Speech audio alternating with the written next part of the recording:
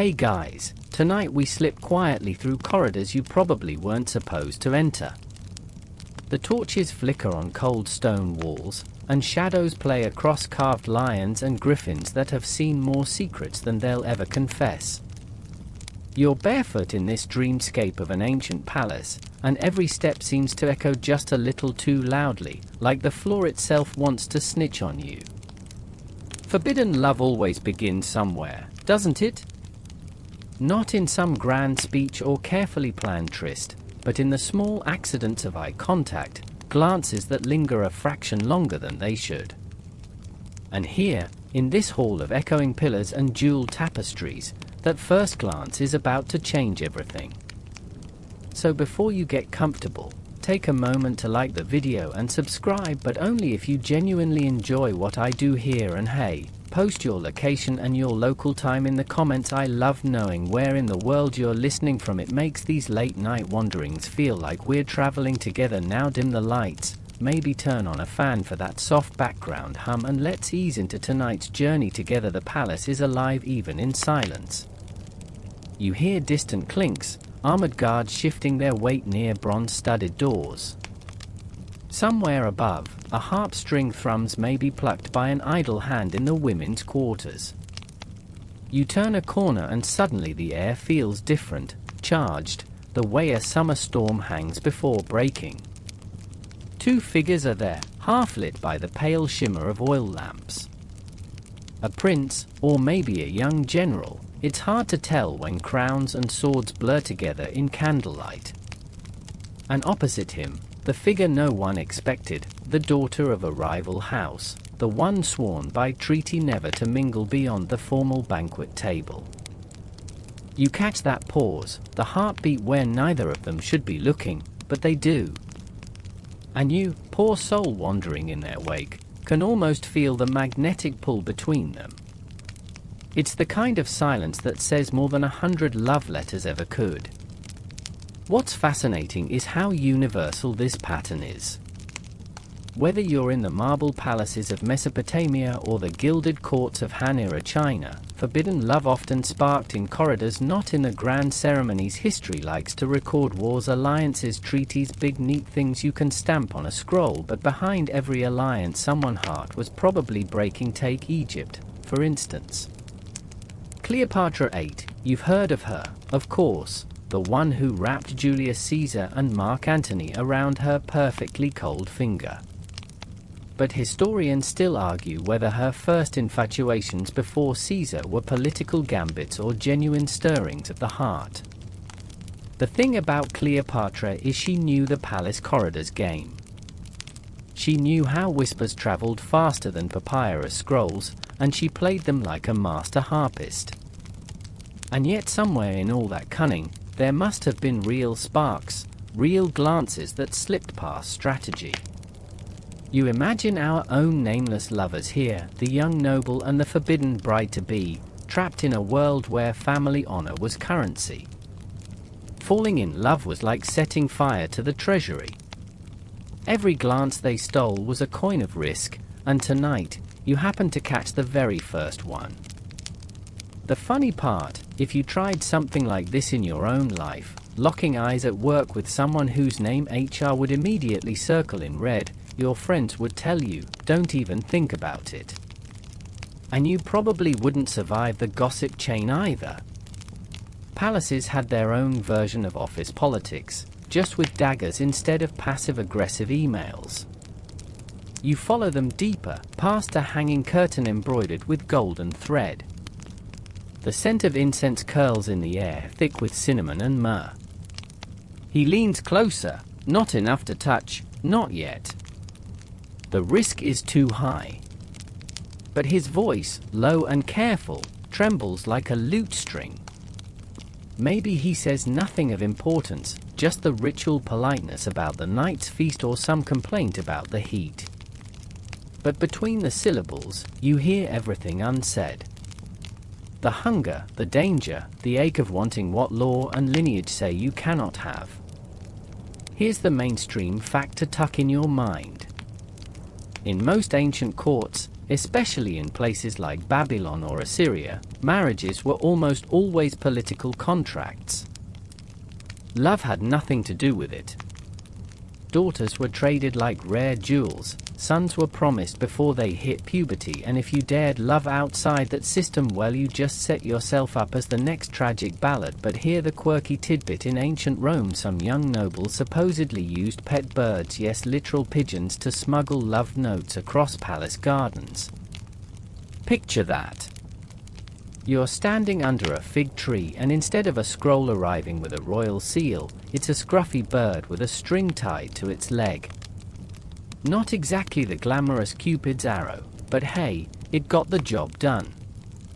Now historians still argue whether those stories were exaggerated or even satirical.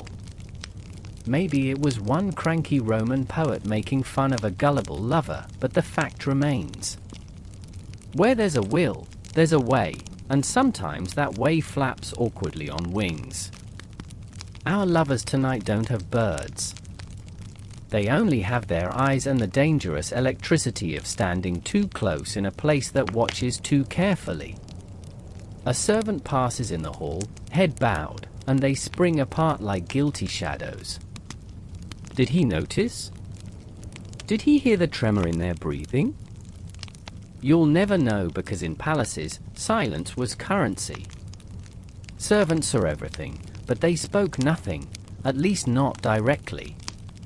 Instead, rumors spread like smoke, curling through kitchens, guards, barracks, and eventually into the ears of people who could end lives with a single gesture.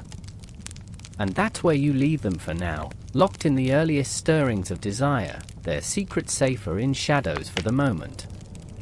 But shadows, as you know, don't last long when history itself carries the torch.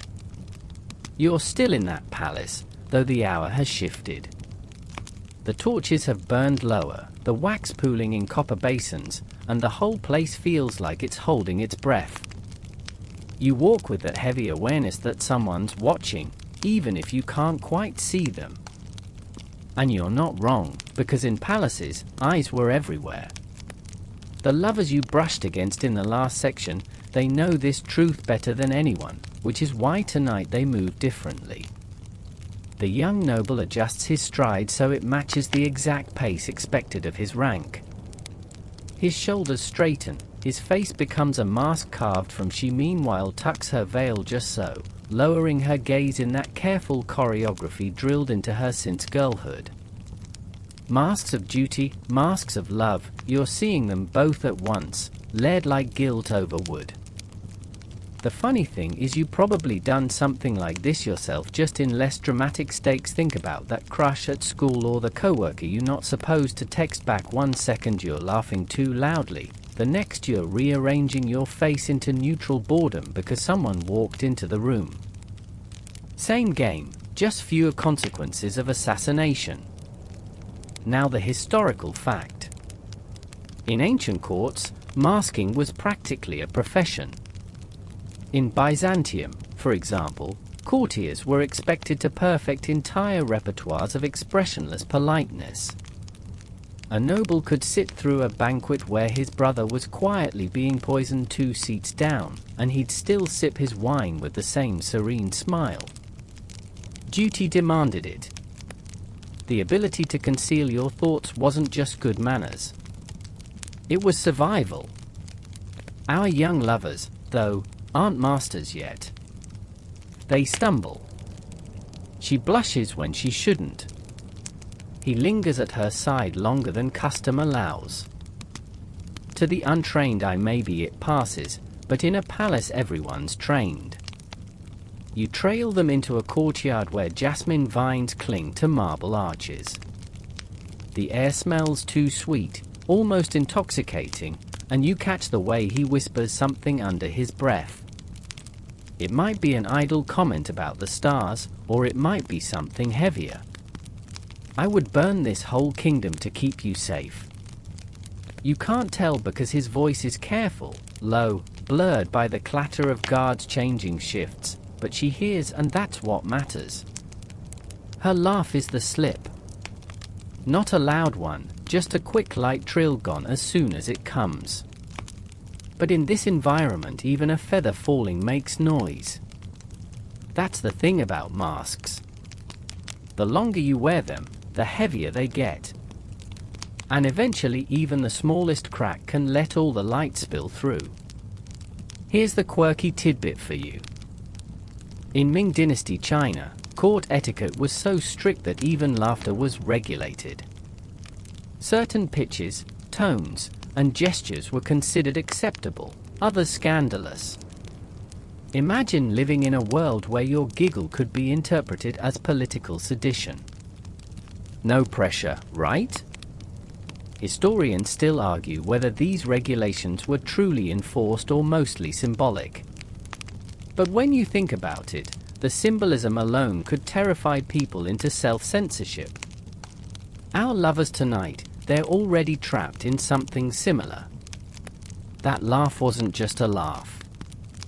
It was a signal, one they didn't even mean to send. We are more than duty. Of course, they scramble to fix it. She lowers her gaze, bows in that carefully measured angle. He pivots into a safe conversation about the upcoming hunt, raising his voice just enough that a passing servant might overhear and assume nothing dangerous was said. The mask slipped back on, snug and suffocating. But you see it, don't you? The little tremor in his hand as he adjusts his cloak, the way she doesn't quite recover her composure, her steps suddenly a shade too quick. You can spot it because you've probably done it. Think about that one time you tried to hide your excitement, maybe texting someone under the dinner table or trying not to smile at the wrong moment, and you realize how impossible it is. Masks of duty were designed for everyone else's benefit, not for the wearers. Inside, their hearts are slamming against ribcage like trapped animals. Here's the open debate for this section. Historians still argue whether personal feelings had any real sway in ancient courts, or if everything was always, inevitably, about power. Did queens, kings, and nobles ever truly fall in love, or did they only act as though they did to disguise ambition? Our story tonight leans into the possibility that hearts had their own agendas, no matter how much politics tried to dictate otherwise. You wander with them into the great hall where musicians are tuning up. The masks must be perfect here. Banquets are the theater of power. You see them part ways as though they've never spoken beyond polite greetings. She glides to her seat beside women dressed in layers of embroidered silk. He strides toward the men clustered around the king.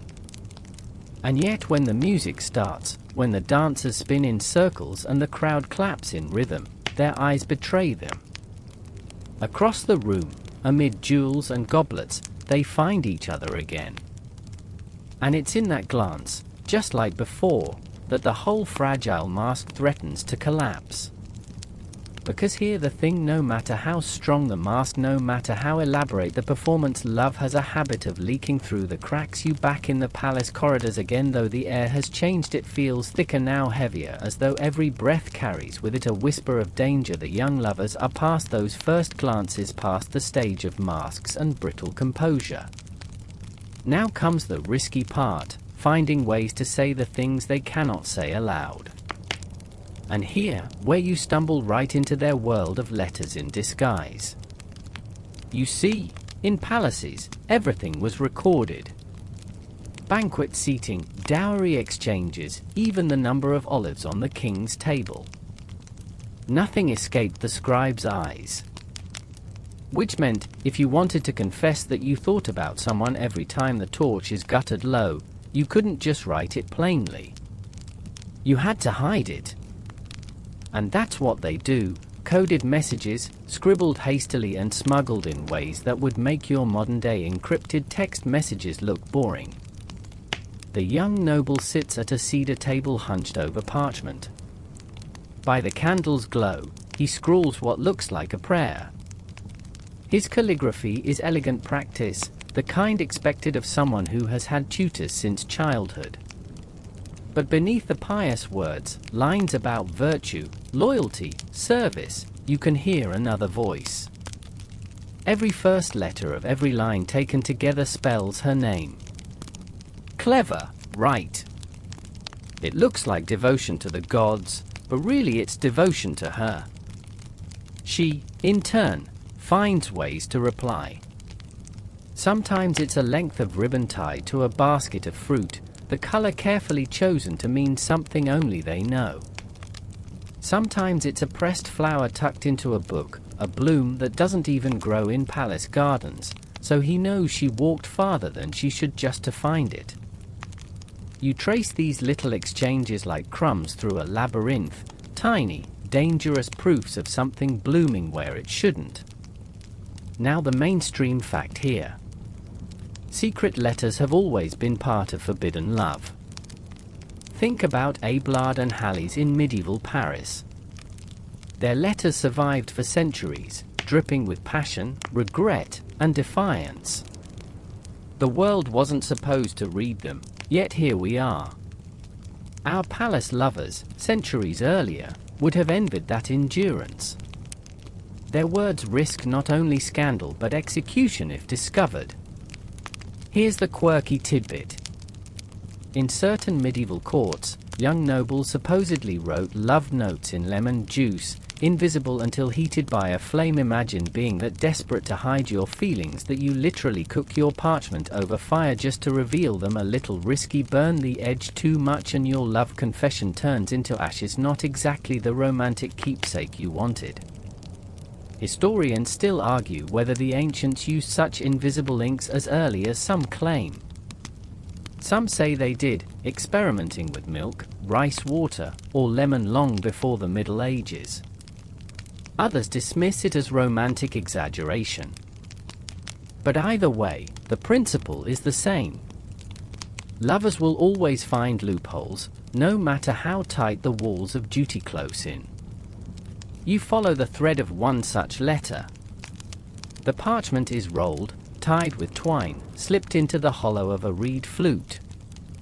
A servant carries it casually through the hall, nothing suspicious about an instrument being delivered to the musicians.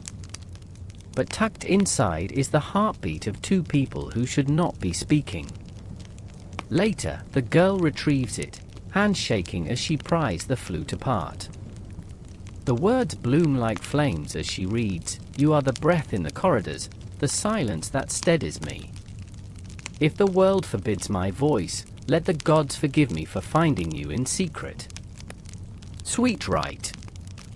A little dramatic, sure, but hey, when your entire dynasty might collapse over one badly timed kiss, you get poetic. Of course, letters are dangerous precisely because they last longer than glances. A glance fades once the eyes look away. But ink betrays you. If the wrong person finds it, your heart is suddenly evidence. Which is why every time she hides one beneath her mattress, or he slips one inside a hollow pillar, your pulse races with theirs. And here's the modern aside. You know how you sometimes overthink sending a text? You type delete, retype panic, throw your phone across the room. Same vibe. Only difference is your phone probably won't get you executed. Probably. The palace itself becomes part of the game. You start noticing niches in the stone where notes can be tucked, decorative urns where flowers can be left, tapestries with folds deep enough to conceal a scrap of cloth. The building itself feels like a co-conspirator, swallowing secrets into its walls. And yet you can shake the unease because for every clever ruse there are eyes everywhere, servants with too much time to notice, guards whose loyalty lies in gossip as much as in steel, and rivals who thrive on scandal. You get the sense that these letters are like kindling, harmless when hidden, but capable of sparking a blaze if ever discovered. One night she almost slips. She tucks a parchment into the binding of a prayer book, but when the priest lifts it later the letter flutters out. He stoops, frowns, squints at the calligraphy. For a heartbeat the world freezes. Then with a slow smile he slides it back without comment. Did he read it? Does he know? Or is he just playing his own dangerous game, holding the secret for future leverage? You can't tell. And that uncertainty is worse than discovery. The lovers keep writing anyway. Because that's the thing about forbidden love, the risk isn't enough to stop you. If anything, the risk makes it sharper, brighter, like a flame burning hotter just before it consumes the wick. And you're caught in the middle, a silent witness to words that should have been lost to time. Words history tried to bury, but you feel them anyway, pulsing through parchment, hidden in codes, dancing on the edge of ruin. You drift with them now into the palace gardens, that other half of royal architecture that always looks serene on the surface, and yet carries the same sharp edges as a council chamber.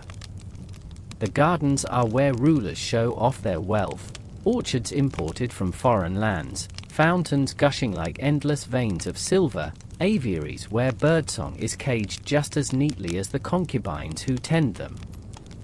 But tonight, for you, it's not just a display of power.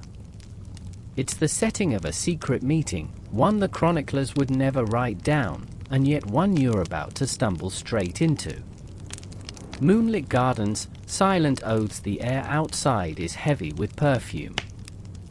Night-blooming flowers, jasmine tuberose, the kind that open only in darkness, spill fragrance so thick it almost chokes you.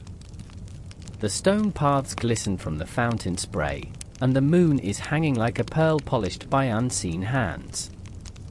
You walk carefully because even here the guards patrol, their sandals crunching gravel at irregular intervals. But the lovers, they've learned the patterns. They know which routes let them vanish behind hedges just long enough, which shadowed corners won't be checked until dawn. And tonight, all that learning leads them here, to a secluded arch overrun with vines. It's not the first time they've met like this, but tonight feels heavier, more dangerous. He carries in his eyes the weight of decisions made earlier that day, alliances whispered about, a marriage arrangement announced in hushed tones at court. She carries the ache of knowing her own name was spoken in those arrangements. She's not being asked whom she will marry. She's being told. And that's why she's here, walking barefoot on cold stones, risking more than reputation. He reaches her first. The way his cloak brushes against the vines makes the leaves tremble, as if the whole plant shivers with attention. She doesn't say anything at first. Instead, she lifts her hand and traces the carved stone arch as though trying to memorize the texture of something permanent while her world crumbles into uncertainty. He watches her for a heartbeat, then steps closer. And finally, words come, slow, thick, dangerous. If they bind you to him, I swear I will undo the binding. Now before you swoon too hard, let's anchor this with a mainstream historical fact. Dynastic marriages in antiquity weren't just about two people, they were about empires. When Alexander the Great married Roxana, for instance, it wasn't because some oracle said you two would look cute together. It was a political move, cementing alliances in Bactria. When rulers ignored that system, chaos often followed. You don't just defy a marriage contract. You risk toppling alliances and rewriting the map. Which is exactly what he's saying he's willing to do. And that's why she reacts the way she does, half joy, half terror. She whispers back, "You can't fight an empire for me." And yet, the way her hand trembles when he takes it betrays the truth. She desperately wants to believe he can. Here's the quirky tidbit for you. In medieval Japan, lovers would sometimes swear oaths not with rings or gifts, but by cutting small locks of each other's hair and burying them under sacred trees. Imagine that. Your proof of devotion isn't a diamond but a tuft of hair decaying quietly under roots. Romantic maybe not by today's standards, but it carried enormous symbolic weight, a hidden ritual binding you beyond social order. Historians still argue whether similar rituals happened in earlier ancient courts. Were their secret ceremonies, private vows we'll never find in official records, or is that just the wishful imagination of later poets projecting romance backward onto a world that didn't really allow it? Either way, as you watch these two in the garden, you can feel the truth.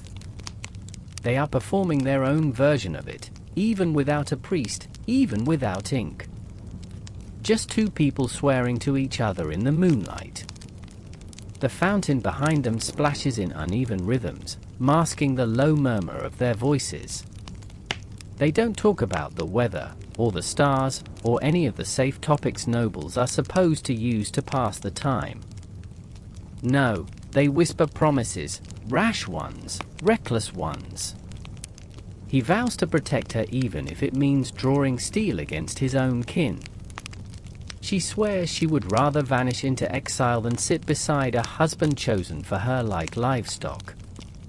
You can tell they're young because everything sounds so absolute. You remember being young once, right? When you said things like forever and really meant it, even if the world was stacked against you. Same vibe, just with higher stakes and way fewer TikTok accounts. A night bird cries in the distance, a long, drawn-out sound that makes them both startle. For a moment you feel the fear ripple between them. The palace is never really asleep. One wrong noise, one wrong step, and all this could unravel.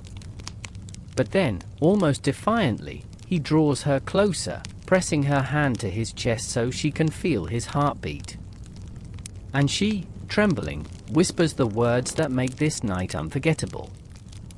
Even if history erases me, it won't erase this.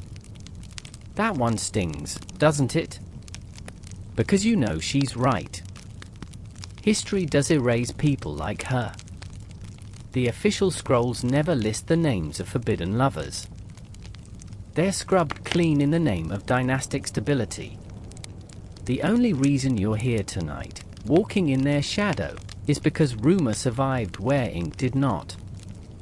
And rumor, whispered enough times, becomes legend. Now here's the kicker. You probably won't survive this either, not in their shoes.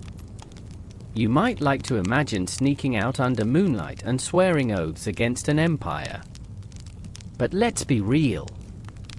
If you hear a twig snap in your backyard at 2 a.m., you already convinced a serial killer out there. These two, they doing it with actual soldiers patrolling 50 paces away. Your nerves would have folded faster than a badly made origami crane. Still, you can't help but admire them. There's something intoxicating about people who dare to defy gravity, even when they know the fall is coming. You can almost feel the vines listening, the moon leaning closer, the whole universe conspiring to record this moment. When they finally part, it's not with a kiss. That would be too obvious, too dangerous. Instead, it's with a long, silent touch of hands, fingers pressed just enough that the memory will carry them through the coming storm. They step away in opposite directions, each vanishing into shadow, each carrying the weight of oaths that could unravel kingdoms. And you're left in the garden alone, the scent of jasmine too sweet to be innocent, the fountain whispering like a conspirator, and the moon coldly watching as though it knows exactly how this will end. The gardens fade behind you, though the fragrance of jasmine still clings in your hair as though it refuses to leave. You follow the path back into the palace, past bronze doors and embroidered curtains, and suddenly the whole world feels sharper. The torches burn brighter, the laughter from the banquet hall louder, the footsteps of servants heavier.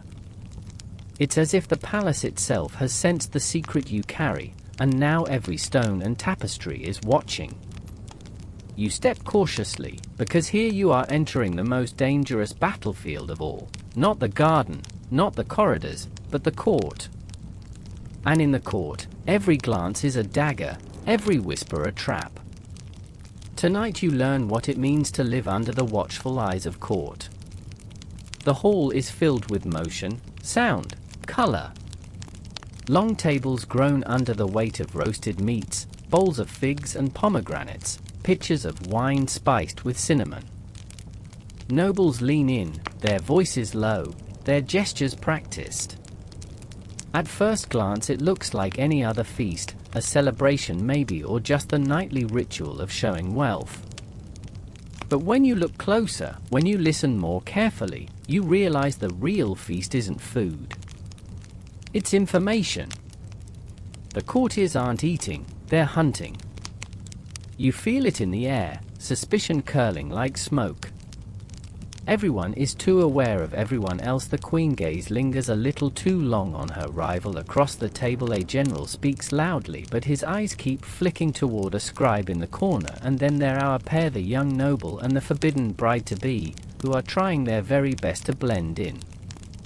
They sit with perfect posture, their faces calm, their words measured, but their eyes betray them. They flicker across the room, drawn to each other like iron filings to a magnet. And that, in a hall of predators, is enough. Here's your mainstream historical fact. In many ancient courts, take the Persian Empire under Darius, for example, the king maintained not only armies of soldiers but also webs of spies. These weren't just stationed on battlefields, they were embedded in the court itself. They listened to gossip, tracked suspicious glances, and reported anything that smelled like conspiracy. It wasn't paranoia, it was survival. One whisper of rebellion could topple an empire. Now imagine being young, in love, and trying to keep a secret in that environment. You'd have an easier time sneaking a tiger through airport security. You notice the courtiers noticing. A lady-in-waiting leans close to another, muttering something behind her jeweled hand, her eyes darting toward the lovers. A scribe pauses too long as he records the king's speech, his quill hovering in midair as though caught on some thought.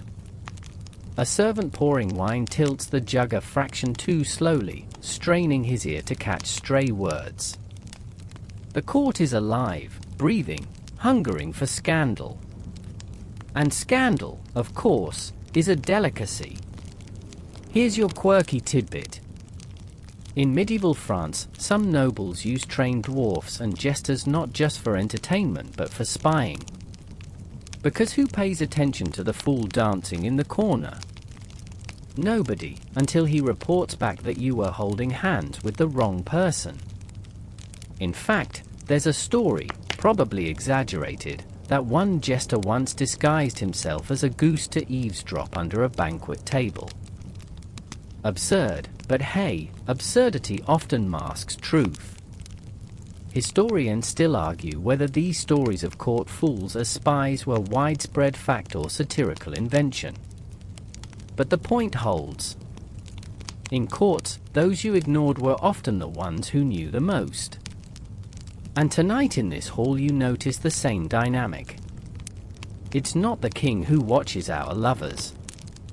It's the lowest servant, the quietest musician, the figure you'd never suspect. The noble tries to play it safe. He laughs a little too loudly at a joke told by a general, clapping the man on the back like an old friend. She, across the room, busies herself arranging figs on her plate, her hands so deliberate they almost shake. But no mask is perfect. You catch the moment their gazes meet, just a flicker less than a heartbeat. Still, it's enough. The lady-in-waiting smiles thinly, satisfied. The scribe finally lowers his quill, ink blotting the parchment.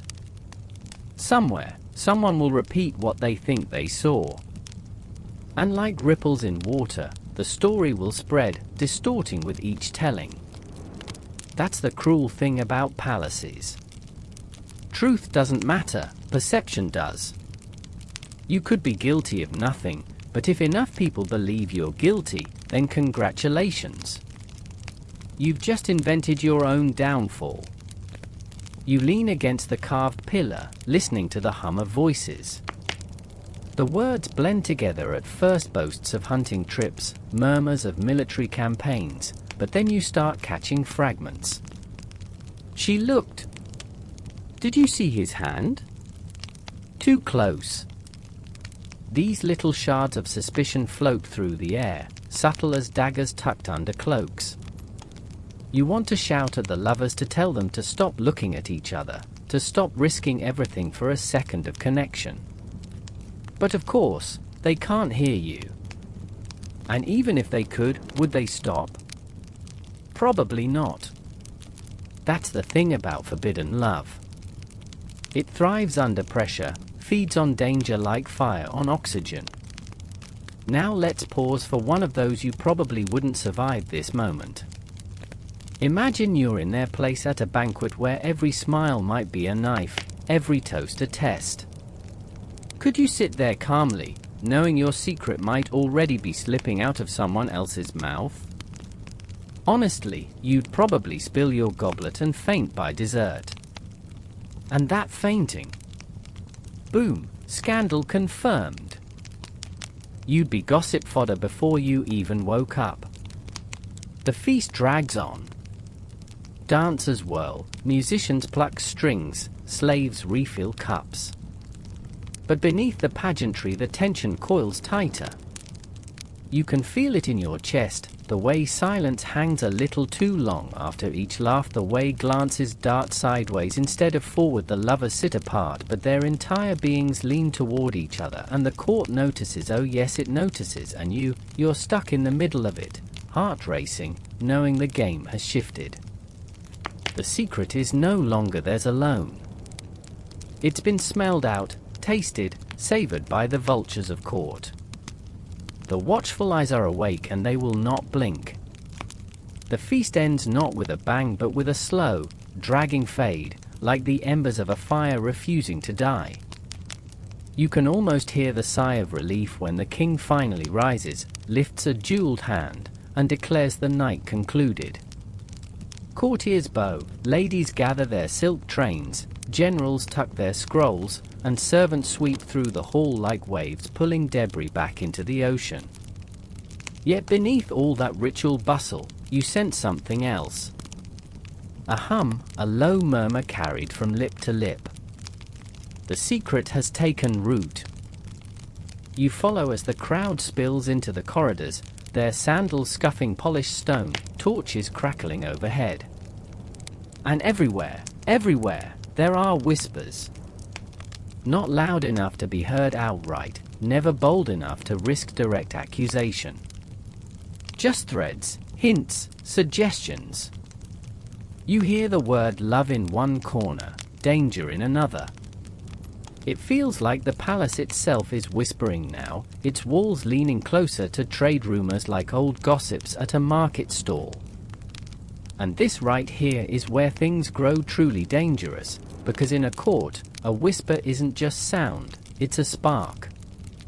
And sparks in a palace of tapestries and wooden beams tend to find fuel quickly.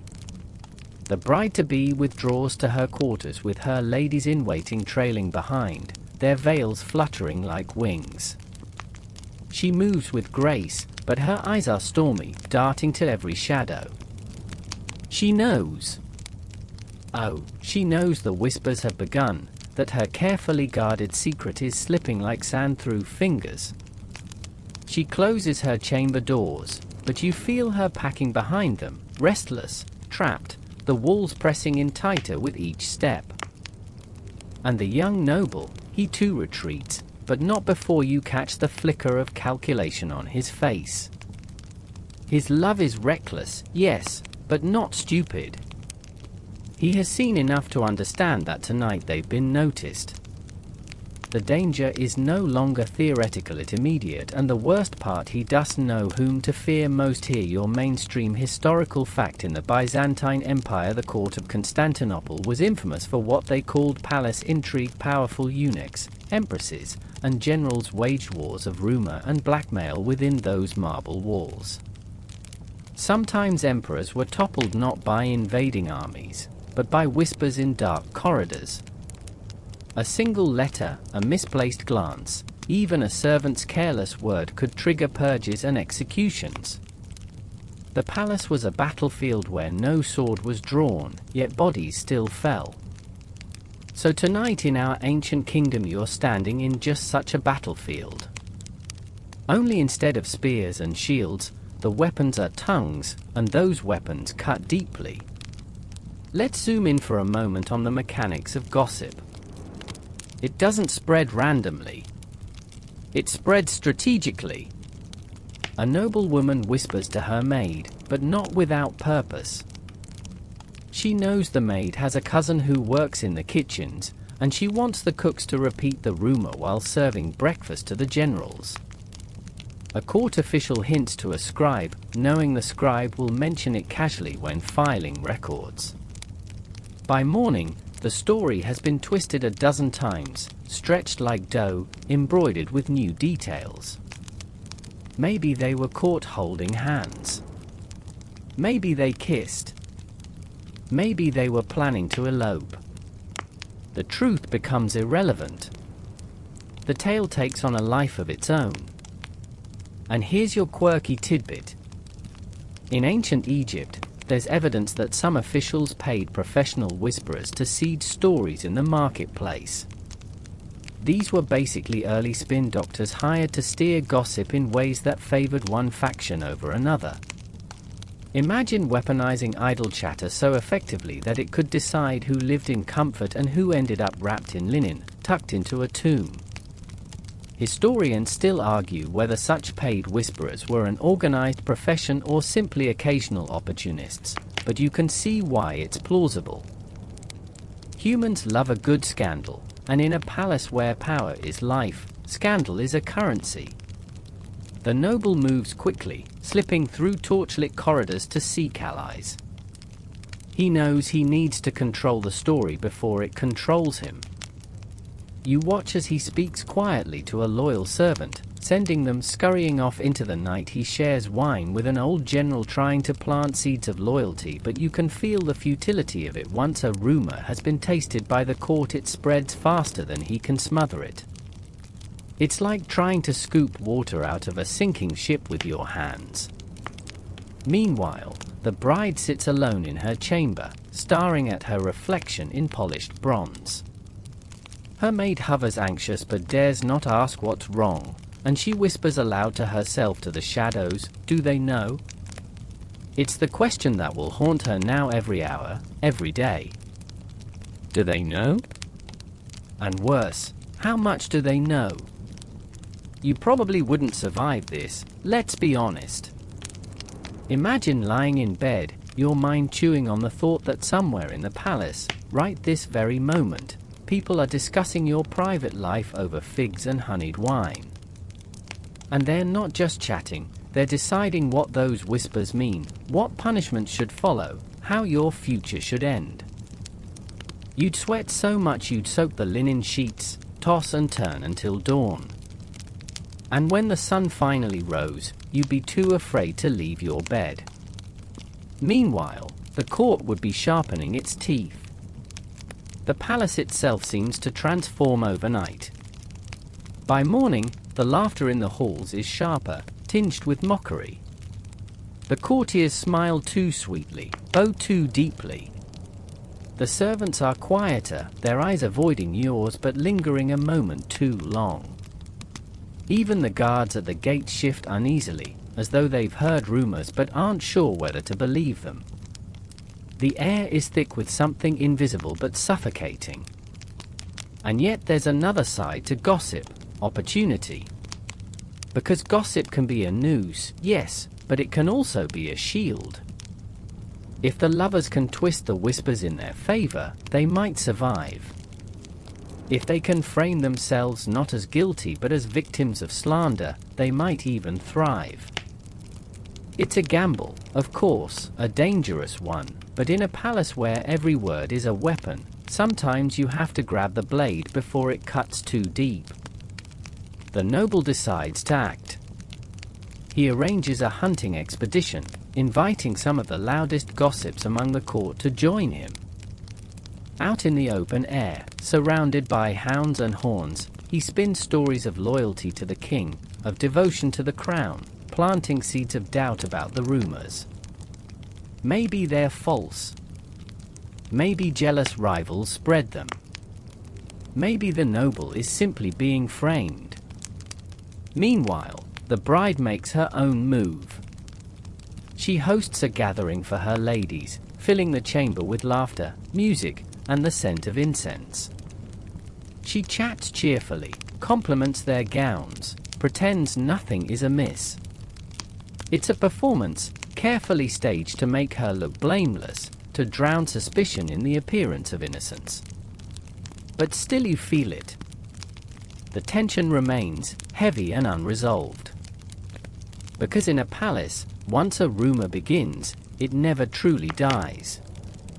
It lingers like smoke in a chamber long after the fire has gone out. The question isn't whether people believe it.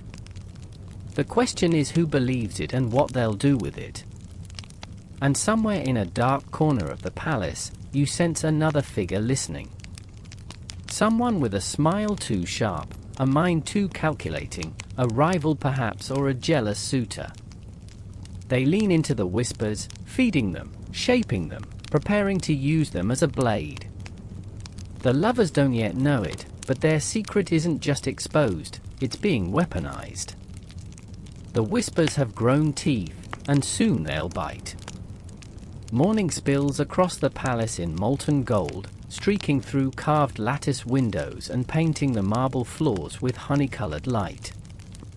But don't let the warmth fool you.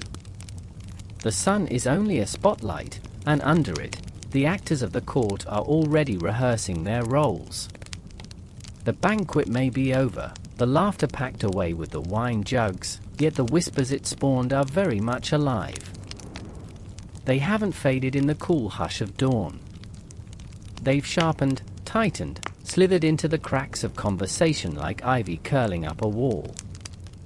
You trail after the noble as he wakes, his eyes shadowed from a night of little sleep.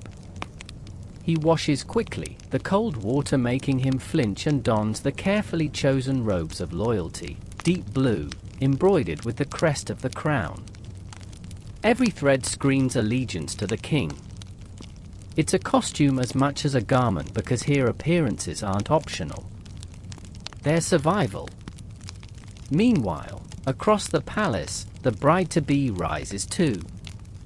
Her chamber is quiet except for the rustle of her maid arranging silks, but inside her chest there thunder. She stares at her own reflection, tilts her chin upward and practices her smile. You can tell she already learned the oldest rule of court survival: when you feel like breaking, act unbreakable. And it's a good thing, because today is worse than yesterday. Today, the whispers grow louder, bolder. No longer hidden in corners, they float through corridors, tucked into casual greetings. A noble greets the young man with an exaggerated bow. "Such loyalty you show to the crown," he says, but the smirk that follows twists the words into mockery. A lady clasps the bride's hands, complimenting her beauty, but the lingering touch feels like she's searching for cracks, waiting for the girl to slip and reveal herself. Here's your mainstream historical fact. The Roman historian Tacitus once wrote about how emperors feared the whispering crowd more than armies. Julius Caesar himself was toppled not only by blades, but by the rumors of tyranny whispered long before the Senate chamber. Political death often began with gossip, long before literal death arrived. And if emperors weren't safe, what chance do young lovers stand? But let's step sideways into something a little stranger, a little quirkier. Did you know in Elizabethan England, people sometimes believed gossip could physically warp the body, that too much malicious whispering could cause someone's tongue to swell or even sprout devil's blisters. Obviously not medically sound, but it shows how deeply feared idle words once were. In some ways, they believed rumor itself was a supernatural force, like a curse muttered under breath. Watching our lovers walk these perilous halls, you start to think maybe the old Elizabethans were onto something. Historians still argue whether gossip truly shaped the fates of monarchies, or whether chroniclers exaggerated its power to make history feel more dramatic. But standing here, watching the noble flinch as courtiers smirk behind his back, you realize the truth doesn't matter. Gossip feels real. Gossip becomes reality simply by existing. The young noble tries to fight fire with fire.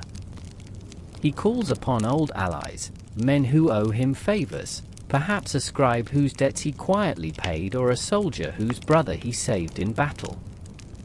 He whispers to them in turn, the rumors are lies jealous rivals spread them to weaken us all at a clever counterattack, but whispers are slippery things they don march in neat rows like soldiers they scatter multiply reshape themselves. For every rumor he stamps out, 3 more grow. The bride makes her own moves.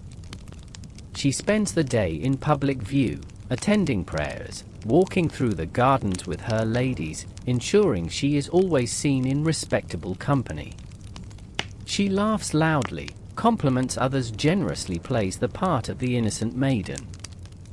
And you know what, for a moment it almost works. A passing courtier shakes his head. Surely she is too virtuous for such scandal. Another whispers, perhaps it's just idle talk. You feel a flicker of hope, like a candle in a drafty room. But then comes the slip. It happens in the gardens again, as though fate itself enjoys irony. She walks with her companions, all chatter and laughter, when suddenly the noble appears on a crossing path.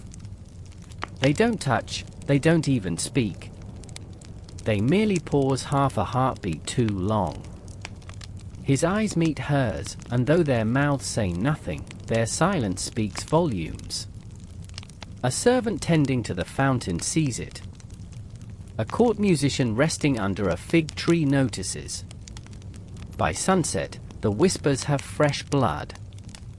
You probably wouldn't survive this moment. Think about it.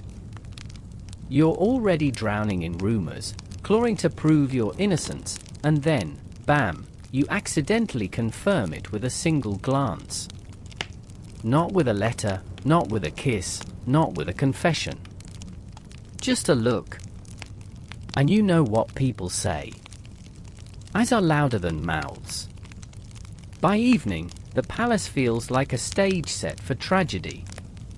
Courtiers linger in clusters, murmuring behind fans and goblets. Servants trade looks in the corridors. Even the guards lean closer together at the gates, muttering. And always, always, you hear the lovers' names, woven into sentences that drip with venom. It's here you notice something chilling. Not all the whispers sound the same. Some are cruel, yes, mocking and gleeful. But others are colder, sharper, calculated. These aren't rumors for amusement, they're rumors with intent. Someone in the court isn't merely enjoying the scandal. They're pushing it, shaping it, directing it like a general marshalling troops. And then the truth strikes you. Gossip is no longer just gossip. It's been weaponized. Somewhere in this palace a rival is working. Maybe it a jealous noble who wants the bride for himself. Maybe it an ambitious courtier seeking to eliminate the young man. Maybe it's someone even higher, someone who understands that scandal can weaken political alliances. Whoever it is, they are feeding the fire, making sure the whispers don't fade but grow. Here, where you probably won't survive this, reality check comes in. Imagine being the target of not just rumor, but rumor directed by design. It's like being hunted by a shadow. You can't see the archer, only the arrows landing around you. You'd be second-guessing every conversation, every smile, every word. You'd probably lock yourself in your room with a blanket over your head and vow never to come out again. Not exactly a recipe for long-term survival. As the night closes, the noble and the bride retreat once more to their separate chambers. Their hearts are restless, their minds racing. They know the whispers are growing teeth. They know the walls themselves seem to listen. They know, most terrifyingly of all, that someone is steering this storm against them. The palace settles into uneasy silence, torches guttering low, but you can still feel the hum in the air, the restless itch of rumor crawling across stone. Tomorrow will be worse. Tomorrow, whispers may turn into accusations, and accusations in a court like this rarely end without blood. The night has hardly ended when the palace begins to stir again. Torches flicker in the corridors, doors creak open, and the heavy shuffle of sandals echoes on marble floors. Servants move briskly. Nobles rise with bleary eyes but quickened hearts, and the very air feels swollen with expectation. Today, you realize, is no ordinary day. The whispers have fermented overnight into something thicker, heavier, like wine that has grown sour in the jar. It is no longer idle talk. It is no longer amusement. The court wants answers. You follow the noble as he steps out of his chamber. He has dressed carefully again, robes of muted but dignified colors, his hair combed and his chin lifted. But his movements are stiffer, his smile thinner. He has heard what you've heard. He knows today the palace may demand reckoning. Across the courtyard the bride-to-be prepares as well. Her maids weave her hair into intricate braids, pinning pearls that gleam like captured moonlight. She stares straight ahead, the bronze mirror before her catching not vanity but resolve. Her heart is hammering, you can feel it, but she knows she must walk out of her chamber as though she carries no fear, no shame, no secret. Because in a court like this, fear is blood in the water. The palace summons them. A call echoes down the halls, carried by servants, picked up by guards, repeated from chamber to chamber. The council will meet today, and suddenly you understand. The whispers have grown loud enough to reach the ears that matter most. Here's your mainstream historical fact.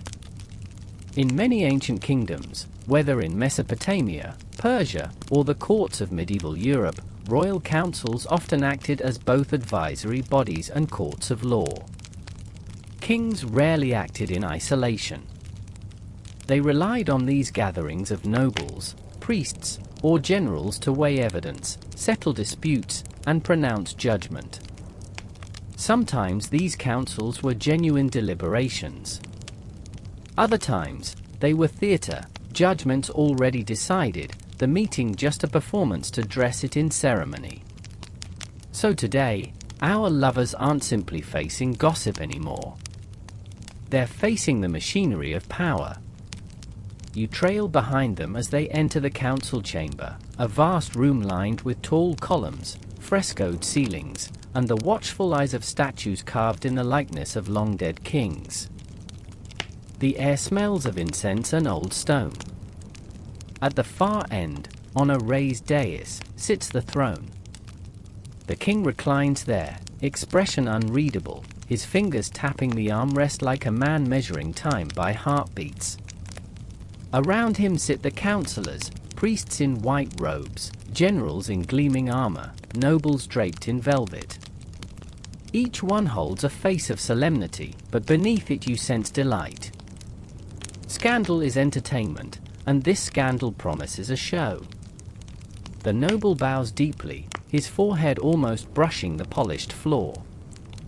The bride dips into a curtsy so graceful it might have been rehearsed 1,000 times. They say nothing, yet their silence is itself a defense, and then the questions begin. A counselor leans forward. His voice is smooth, almost polite, but the blade under it is sharp.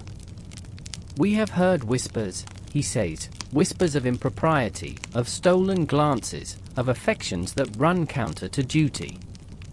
Tell us, young noble, you know of this." The chamber quiets, even the torches seem to still. The noble raises his head, his jaw set. "I know only this, that my loyalty is and has always been to the crown. If whispers say otherwise, then they are lies planted by those who would divide us." A bold answer, but you see the way some counselors shift in their seats, their lips curling in amusement. Lies perhaps, but denial alone rarely saves anyone here. The bride is questioned next. "And you, honored lady," another counselor presses, "how do you answer the suggestion that your heart strays from where it belongs?" Her voice does not tremble. "My heart," she says, "is pledged to the king's will as it always has been. Anything spoken otherwise dishonours not me but the palace itself." You have to admit it's a clever move. She shifts the weight of suspicion onto the accusers, painting them as disloyal. For a moment, the chamber hums with uncertainty. Perhaps this might work. Perhaps they will survive. But then the first piece of so-called evidence is produced. A servant is brought forward. He bows nervously, eyes darting. Under questioning, he admits he once saw the noble and the bride pause too long in the gardens, their eyes locked, silence heavy between them. He swears he saw no touch, no word, but the implication is enough. And just like that, you feel the scales tip. Here's your quirky tidbit. In Renaissance Venice, the government actually installed anonymous complaint boxes called Box de Leon, lions' mouths, where citizens could drop written accusations about their neighbors. Most were petty, some were malicious, but they gave the council constant fuel for investigations. It was gossip turned institutional, rumor given teeth. Standing in this chamber, watching the servants' trembling testimony, you realize this is the same thing, just dressed in ceremonial robes. Historians still argue whether councils like these pursued justice or simply weaponized scandal to eliminate rivals. Were they guardians of order or executioners cloaked in formality? Looking at the faces of these counselors, you suspect the answer doesn't matter. They are here for blood, or at least for control. The noble tries to defend himself. He insists the servant misunderstood, that a glance means nothing, that loyalty cannot be measured in looks. The bride echoes him, her words steady, her eyes calm. But you can see the trap tightening. The more they deny, the more desperate they appear. And in a court that thrives on perception, desperation itself is guilt. You probably wouldn't survive this either. Imagine standing in that chamber, every eye fixed on you, every word you speak twisted in the mouths of others. Even if you were telling the truth, your voice would crack, your palms would sweat, and you'd look guilty simply for being human. Honestly, you'd probably confess just to make the silence end. The council does not condemn them outright, not yet. That would be too easy, too abrupt. Instead, they issue a warning cloaked as mercy. Be mindful, one counselor says. Even shadows can stain. Guard yourselves lest the crown itself be dishonored. It's a reprieve, yes, but a poisoned one, because now the lovers know the council is watching. Every step they take, every breath they draw will be measured, judged, interpreted. They've been marked, and worse. As you glance around the chamber, you see the smirk on one man's face, a rival noble seated near the king's left hand. His smile is small, but it tells you everything. He's the one feeding this fire. He's the shadow behind the whispers, and he's not finished yet. The lovers bow again, retreating from the chamber, their dignity intact but their futures trembling. They've survived the council's gaze for now, but as they walk away, you can feel the storm gathering strength behind them. Because gossip isn't just alive, it's growing. It has tasted blood and it wants more. The council chamber empties like a tide retreating, leaving behind the echoes of footsteps, the fading scent of incense, and the metallic taste of fear that still clings in your mouth. You follow the noble out into the sunlight courtyard, but the warmth doesn't ease him. His jaw is rigid, his eyes fixed straight ahead. He has survived the questioning, yes, but he knows what you know. Survival today only guarantees danger tomorrow. The bride emerges later, flanked by her ladies, their veils fluttering in the wind like banners. Her posture is perfect, her smile polished, but you see the tension in her fingers, the way they press too tightly against the silk folds of her gown. She too has survived, but she walks like someone who has realized she is now walking along a cliff's edge with no railing. The palace doesn't pause, it never does. Already the corridors are buzzing, the whispers reshaped into sharper rumors. The council's warning has only fanned the fire. They were questioned, someone says in passing. They denied it, says another, tone dripping disbelief. And then the dangerous twist. Why would they need to deny it if it weren't true? You sigh because this is the paradox of rumor. Denial itself becomes proof. The harder you fight it, the more guilty you look. It's the equivalent of shouting, "I'm not nervous," with sweat pouring down your forehead. Here's your mainstream historical fact. In ancient China, especially during the Han Dynasty, officials could be accused of corruption or treason through anonymous petitions.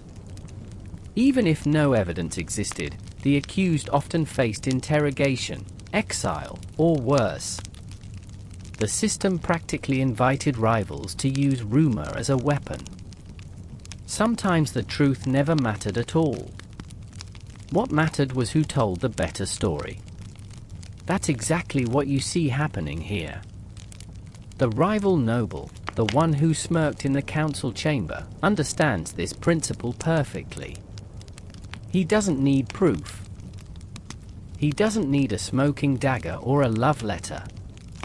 He just needs the right whisper at the right time in the right ear, and he's planting them like seeds in fertile soil. The noble tries to rally his defenses. He gathers with his closest allies in a side chamber, a few younger lords, a grizzled general who owes him his loyalty, and perhaps even a priest who still believes in fairness.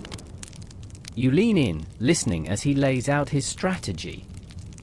"We must redirect suspicion," he says. "We must show that these rumors are not only false but dangerous to the unity of the crown." It's clever, almost noble in its optimism, but you can feel the cracks already. One ally shifts uncomfortably, clearly fearing the risk of standing too close to scandal. Another nods vigorously, but you catch the doubt flicker in his eyes. Loyalty, in courts like these, is always conditional. It lasts only as long as it is safe. Meanwhile, the bride finds herself equally cornered. Her ladies whisper nervously, glancing over their shoulders as if the walls might sprout ears. Some still defend her, swearing her virtue, but others mutter doubts when they think she can't hear. She tries to hold her composure, tries to remain gracious, but there are moments when her mask slips, when she snaps too sharply at a maid, or presses her hands together so tightly her knuckles go white. Here's your quirky tidbit. In medieval Europe, courts sometimes employed official gossip recorders, notaries who literally wrote down rumors circulating in cities. These weren't meant as evidence for trials, but as a way to gauge public opinion. Imagine having your idle chatter written into history like an official document. On Tuesday, Lady So-and-so was spotted looking too fondly at Lord So-and-so. It sounds absurd, but for rulers who feared rebellion, gossip was intelligence. Historians still argue whether these recorded rumors were treated seriously or just as curiosities. But here, in this palace, you see firsthand that gossip is intelligence. The rival noble isn't playing games. He's gathering whispers, planting them where they'll do the most damage, shaping the court's perception piece by piece. And then, like a hawk swooping down, he strikes. It begins with a banquet, always a banquet. This time the rival himself hosts it, inviting nobles, generals, and priests, ensuring the guest list is packed with the kingdom's most influential tongues. The hall glitters with gold. Musicians strum lively tunes. Servants pour wine until goblets overflow. On the surface, it's a night of celebration, but beneath it, a trap. You watch as the rival makes his move.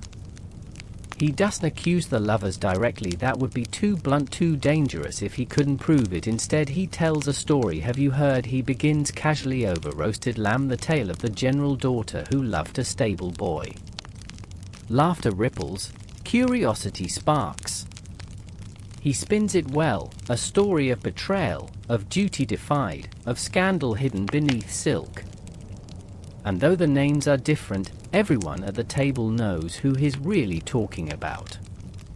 The laughter grows sharper, heads nod. Eyes flick toward the noble and the bride who sits silent, caught in the snare. The rival never names them, never needs to. By the end of the tale, the rumor has been sharpened into a blade and the court's appetite is whetted. You probably wouldn't survive this kind of social ambush. Imagine sitting there, every laugh aimed like a dagger, every gaze dissecting your silence. Would you rise and storm out? That would confirm guilt. Would you laugh along? That would make you look flippant. Would you protest? That would prove you've taken the bait. No matter what you do, you lose. The noble remains stone-faced, his knuckles whitening around his goblet. The bride forces a smile so brittle it could shatter. The rival's smirk grows wider. The trap is sprung, and you know the whispers will be louder tomorrow than ever before. By night's end, the banquet dissolves into clusters of murmurs, laughter spilling like wine, rumors solidifying into what feels like fact. The lovers retreat once again to their chambers, their minds racing, their hearts heavy. They have tried denial, they have tried performance, they have tried strategy, and yet the whispers keep growing, fed by unseen hands. You sense it clearly now, they are no longer merely the subject of gossip. They are prey in a hunt, and the hunters have scented blood. The palace grows quiet, but it is not peace. It is the silence before a storm. The whispers are no longer just idle chatter. They are becoming a weapon sharp enough to kill, and the rival is holding the hilt. The banquet hall lingers in memory long after the guests have gone. The laughter, the sly glances, the carefully sharpened story, all of it clings like smoke to silk, impossible to shake off. You trail the noble as he leaves, his cloak dragging across the marble, his jaw set so hard you think his teeth might crack. He doesn't speak, not even to his most trusted servant, as he retreats into the cold privacy of his chamber. The bride is no better. She paces in her apartment's bare feet, whispering over woven rugs, hands tangled in her hair. Her ladies linger nervously in corners, trying not to look too interested, but you catch them exchanging glances. They've seen enough courts to know when the tide has turned, and the tide is turning fast. Outside, the city is restless too. You can almost hear it. The way rumors spill from palace walls and trickle down streets, carried by merchants and servants, embroidered with every telling. In the taverns, the story grows saltier. In the markets, sharper. By the time it reaches the countryside, it will be a full-blown scandal of betrayal and secret meetings under moonlight. Here's your mainstream historical fact. In ancient Rome, particularly during the late Republic, reputation was everything. Politicians like Cicero and Caesar understood that to lose public favor was to lose power itself. Letters were written, speeches crafted, even spin doctors of their age manipulated perception. Cicero, for instance, once admitted in private correspondence that half of politics was just managing rumor. You see the same dynamic here, except this isn't about elections. It's about survival. The noble knows it too. At dawn, he summons his closest allies again. He doesn't sit this time, he paces, his boots pounding like a drum. His tone is clipped, sharp. We cannot let him define the story, he says. If we allow the rival's whisper to become the only voice, then we are already lost. But his allies are thinner now. The general is still present, grizzled and loyal, but his silence speaks volumes. The younger lords look restless, uncertain. The priest fidgets, muttering about divine judgment. You can feel their loyalty bending like reeds in the wind, and the noble feels it too. The bride, meanwhile, decides on her own act of defiance. That evening she appears at a festival in the city, a feast honoring the kingdom's river goddess. Cloaked in deep blue silk, crowned with flowers, she walks among the people with practiced grace, smiling, touching hands, blessing children. The crowd adores her.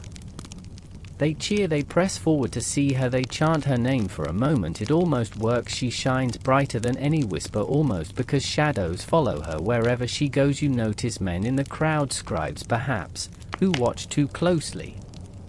Later their words will twist her smiles into vanity, her blessings into performance, her popularity into a dangerous ambition.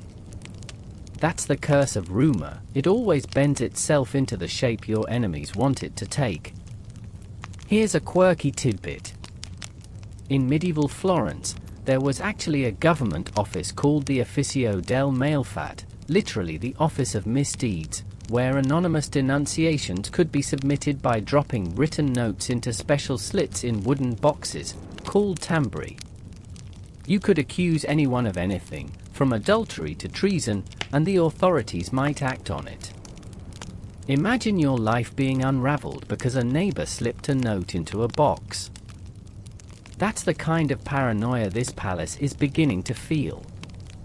Historians still argue whether those denunciation boxes were effective tools of justice or just accelerators of chaos. In this kingdom, you don't have to argue. You're watching the chaos bloom in real time. The rival noble sees the bride's public display and twists it to his advantage. Did you see how the people screamed for her? He whispers to a general later. Tell me, is that the behavior of a loyal bride, or of someone plotting to build her own throne? And the seed takes root. Meanwhile, inside the palace, the noble and the bride finally meet again, late at night in the shadow of a garden where the air smells of lilies and damp earth. They stand close, whispering urgently, their words sharp with fear and frustration. We are losing control, he admits. Every move we make is used against us. The bride clenches her fists. Then perhaps we must stop moving. Perhaps we must let them choke on their own lies. But you can see the doubt in both their eyes. Doing nothing is a gamble. Acting is a gamble. Silence is a gamble. Path leads into a storm.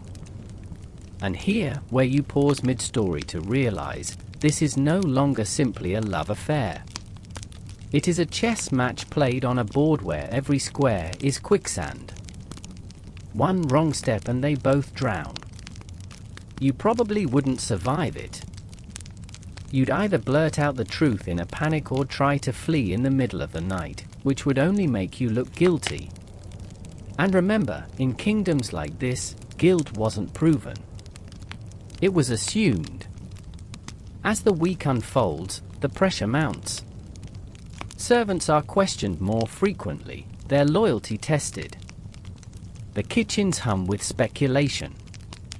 The guards at the palace gates whisper about whether they'd follow the noble if it came to blows, and whispers, as you've learned, are more dangerous than swords. The rival noble pushes harder. He orchestrates another tale, this time of a stolen letter. The letter itself never appears, of course, but he tells enough people that it exists, that it was intercepted, that it proves everything. The brilliance of this lie is that the letter doesn't have to exist. The doubt does. And then the blow strikes harder. The king summons both the noble and the bride. Not a private warning this time, but an official summons to the throne. You feel the tension coil in your chest like a snake as they approach the great hall. The air is thick with incense. Banners flutter overhead, courtiers pack the sides like vultures waiting for carrion. The king sits at the far end, his expression carved from stone. He is not here to joke, not here to smile. The noble kneels first, his voice steady, though you hear the tightness beneath. The bride follows, her eyes downcast. Silence stretches. The king's voice finally breaks it. The whispers have reached even my ears. Tell me now what truth lies in them.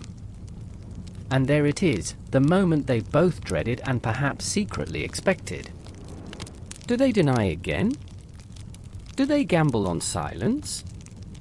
Or do they speak a truth that could destroy them both?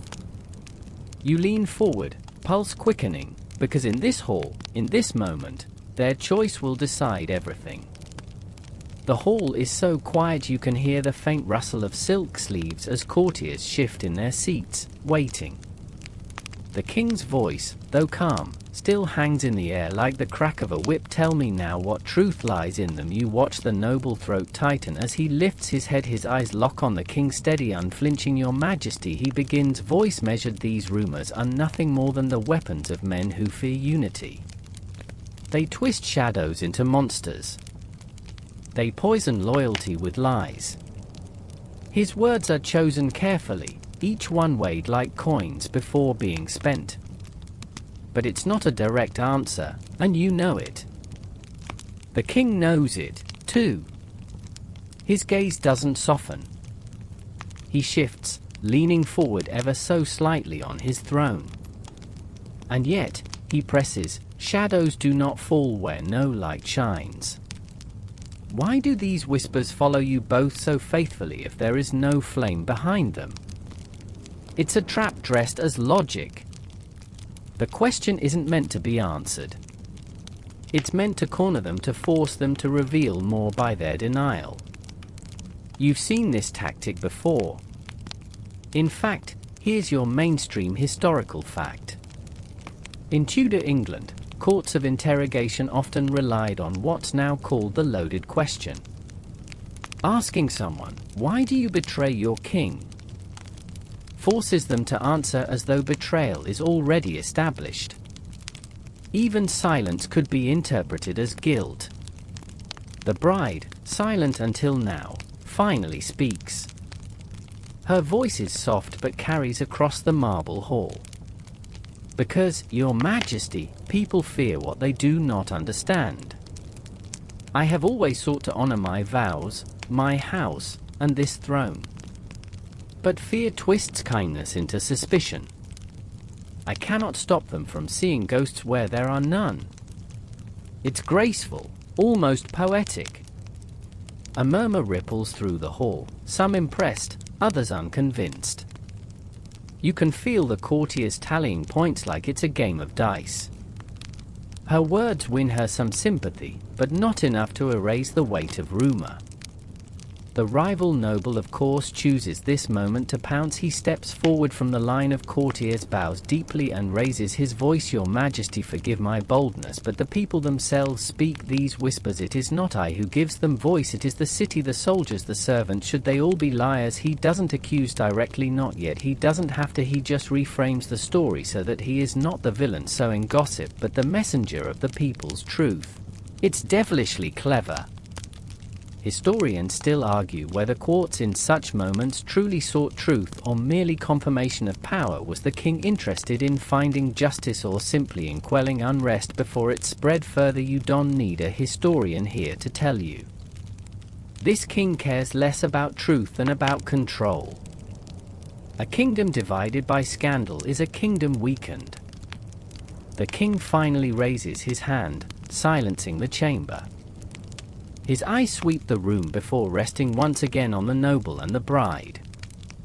Then let it be known, he declares, that until these rumors are drowned, your movements shall be bound by my command. You will not leave the palace without permission. You will not meet in secret. You will give this court no cause to fan the flames further. It is both mercy and punishment.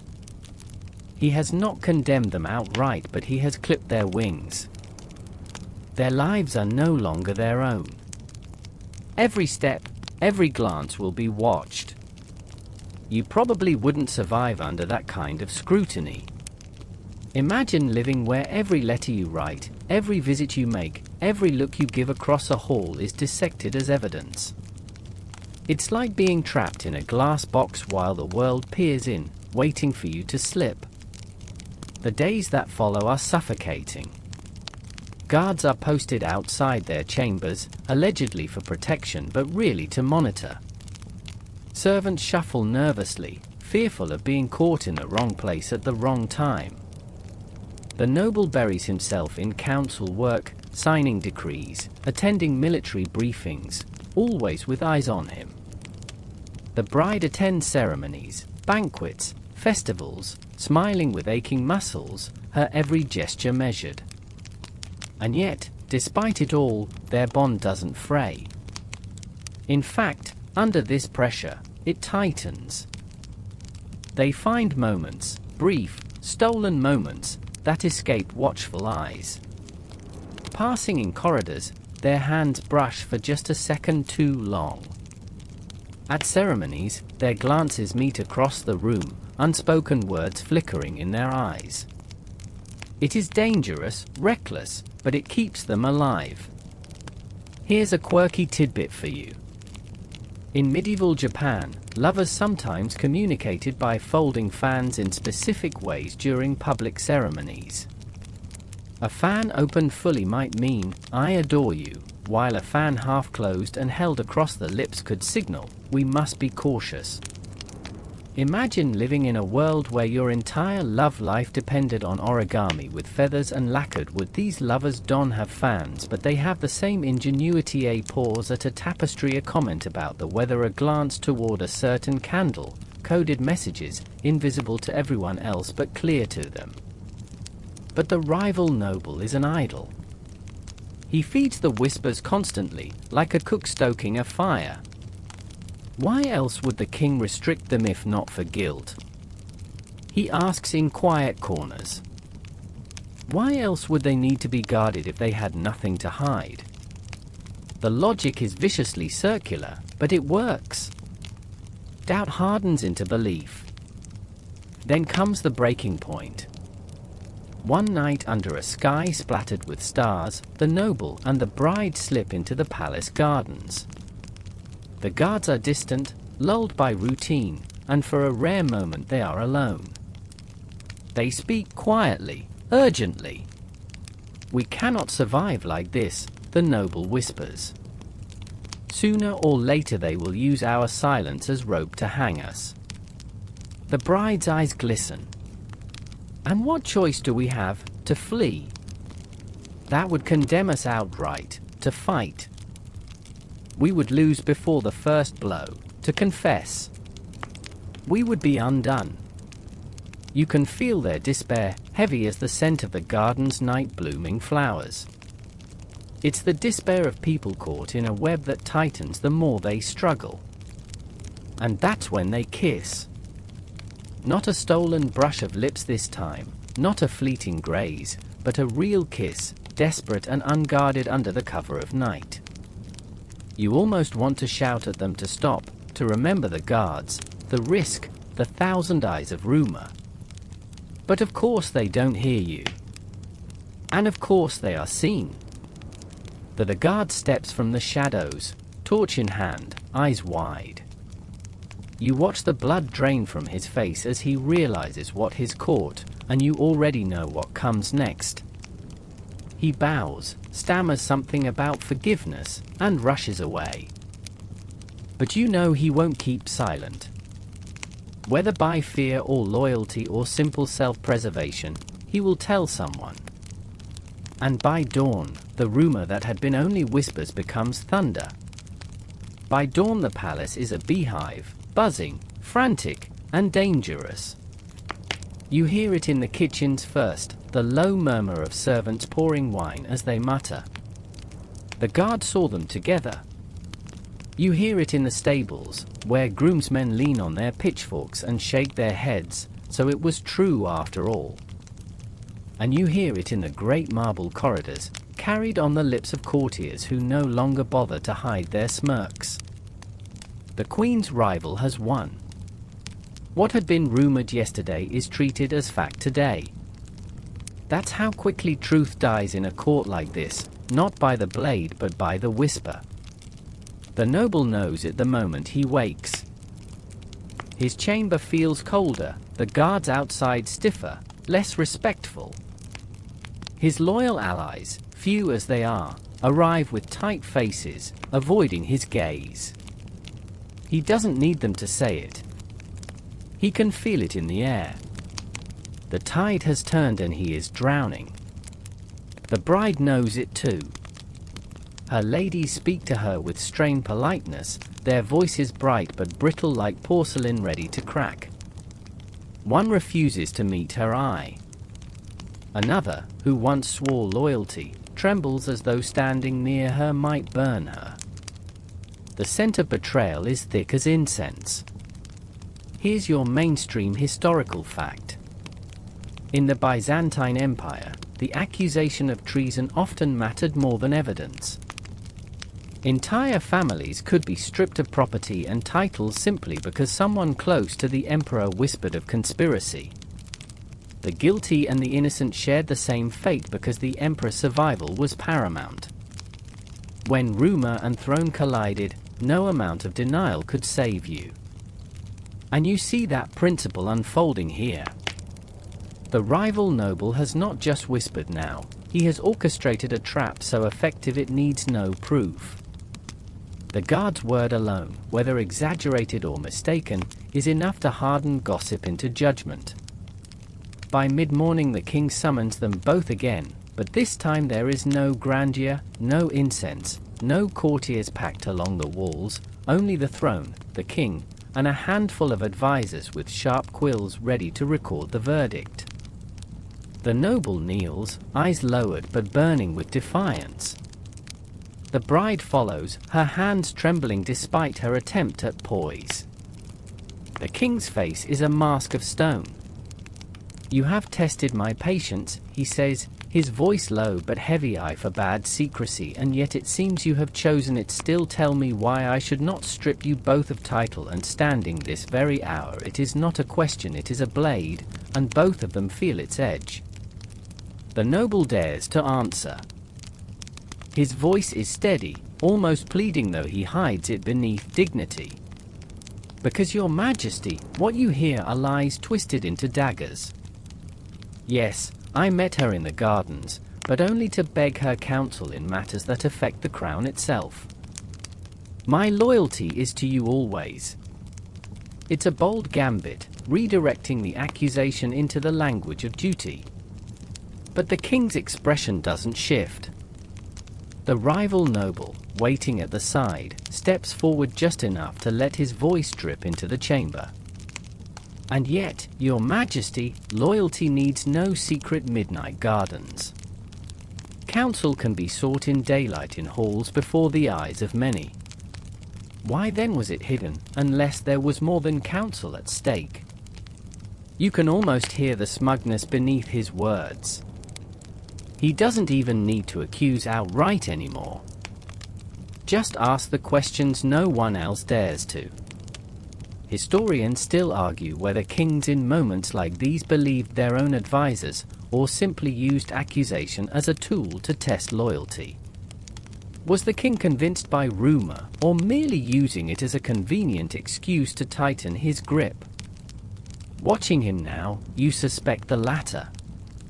And then in a moment you don't expect, the bride speaks, not soft, not poetic this time, but sharp as glass. Because truth has never mattered here, she says, voice trembling but strong. Not to him. She gestures toward the rival noble. Not to those who circle your throne like vultures. They do not seek truth, majesty. They seek our ruin because they fear what they cannot control. The chamber freezes. It's bold, reckless even. Her words are daggers thrown straight at the rival's chest. For a heartbeat, you think the king might actually admire her courage. His eyes narrow, and there's something unreadable in them, anger perhaps, but also the faintest flicker of respect. But the rival noble recovers quickly. He bows low, feigning humility. I seek only to protect your majesty from deceit. If her words wound me, let them. My loyalty has never been in question. Can the same be said for hers? And there it is, a masterstroke of performance. Righteous victimhood dressed in silk. You almost groan aloud at how easily he turns the knife back on them. The king leans back, his silence heavier than any decree. Finally, he speaks. Enough. You will not leave this palace. You will not meet again save under my eye. The next whisper I hear will not be met with patience. It will be met with judgment. You probably wouldn't survive a threat like that. It's not just restriction anymore, it's a countdown. The king has essentially said, one more mistake, one more rumor, and you're finished. They're escorted out separately, their steps echoing through opposite halls. The distance between them now feels wider than kingdoms. And yet somehow, impossibly, they still reach for each other. That night, with guards posted at every corner, they find a way. A message, scrawled small on parchment and slipped beneath a door. A flower plucked from the garden and left in plain sight where they both know the meaning. A whispered word through a servant still brave enough to risk carrying it. Here's a quirky tidbit. In 16th century France, aristocrats sometimes used embroidery as coded messages. A stitch in a hem, a certain color thread in a handkerchief, could carry meaning between forbidden lovers. History is full of lovers finding loopholes, and you see it repeating here. But the rival noble isn't blind. He tightens his own net. Bribes are slipped into guards' hands. Servants are threatened. The palace becomes less a home than a cage, every wall leaning in, every corridor echoing with suspicion. And then the letter appears. Not written by them, of course, but forged, perfectly forged. It slipped into the king's hand one morning by an anonymous informant. A love letter, penned in delicate script, describing meetings under moonlight, promises of devotion, whispers of a future together. It reeks of forgery to you, but to the king, already poisoned by doubt, it's enough. You feel the doom settle over the palace like a storm cloud. The noble confronted with the letter denies it with a fire you've never seen in him before. He swears it false, that he would never betray the crown. The bride too insists it a fabrication, but the king patience has worn thin. His eyes are cold. If it is false, he says, then fate will reveal it. Until then you will remain under guard. And so the cage closes. The palace feels different now. Colder, emptier, despite the same walls and windows. The noble's allies drift further away. The bride's ladies grow quieter. Even the servants once eager to gossip now whisper, lest their fear outweighing their curiosity. The lovers are not yet condemned, but they are ghosts already walking halls where their names are spoken only in hushed tones, and you stand there watching, knowing what they cannot admit to themselves yet, that the end has already begun. The forged letter changes everything. It spreads faster than fire and dry reeds. At first, only the king's closest advisors know of it, but you can already hear the rumor leaking into corridors, whispered with gleeful certainty. They wrote to each other, you know. A letter was found. Love confessions in ink. It doesn't matter that the letter is false. It doesn't matter that the handwriting is suspiciously perfect, that the phrasing feels crafted rather than heartfelt. What matters is that the king holds it in his hand. And in courts like this, whatever the king believes becomes truth. The noble knows this. You can see it in the way his shoulders slump when he returns to his chamber, the way he doesn't even bother to argue with the guards who watch him. He sits at his desk, staring at an untouched goblet of wine, his jaw clenched so tightly you half expect it to crack. For the first time, his confidence looks shaken. The bride reacts differently. She paces furious, her silk slippers dragging across the floor. She demands to see the letter, to confront her accuser, to tear down the lies. But her ladies in waiting are silent, unwilling to meet her eye. One even mutters, perhaps it's true, under her breath, too soft to be punished but loud enough to wound. Here's your mainstream historical fact. Forged letters have shaped history more than once. In 1587, a set of letters, later known as the casket letters, were used as evidence to accuse Mary, Queen of Scots, of plotting her husband's murder and conspiring with her lover. To this day, historians still argue whether the letters were real or forgeries planted to justify her downfall. Real or fake, the result was the same, her execution. You can see the parallel too clearly. These lovers are caught in the same trap, their fates tied not to their actions but to the stories written about them. And while the forged letter spreads through rumor, the rival noble sharpens his advantage. He appears at council with a sorrowful face, speaking softly of loyalty, of the pain of betrayal, of how deeply it wounds him to see the crown so disrespected. He doesn't push too hard. He doesn't need to. The letter does the work for him. He only has to fan the flame. Historians still argue whether such rivals believed in their own righteousness or simply played the game of survival. Watching him, you suspect it's both. He convinces himself that destroying them is noble, that he's saving the kingdom from a scandal that could weaken it. It's easier to sleep at night when betrayal feels like duty. The king, though, is restless. You see him at council, drumming his fingers on the arm of his throne. He stares at the forged letter often, his eyes hard, but you can sense the doubt gnawing at him. He doesn't want to believe.